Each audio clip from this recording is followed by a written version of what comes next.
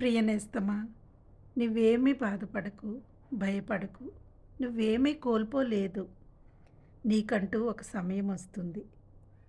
నటన అనేది నీకు చేత కాదు. నటన ముందు నిజాయితీ కూడా ఎప్పుడూ ఓడిపోతూనే ఉంటుంది.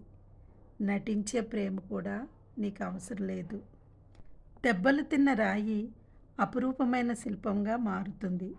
కానీ దెబ్బలు కొట్టిన సుత్తి మాత్రం అలాగే ఉండిపోతుంది. అందుకే ఎవరు నిన్ను విమర్శించినా, విలువ లేకుండా చూసినా బాధపడకు. ఓర్పుతో సహించు. నిన్ను మించిన వారు ఎవ్వరూ లేరన్నట్లు కాలమే నిన్ను నిలబెడుతుంది. కాస్త ఓపిక పట్టి చూడు. నీ మనసును అర్థం చేసుకున్న వాళ్ళే నీతో ఉంటారు. నువ్వు అందరూ కావాలనుకున్నా నిన్ను కార్నర్ చేసేవాళ్ళు తెలుసుకునే రోజంటూ ఒకటి వస్తుంది. కాబట్టి ఓపికగా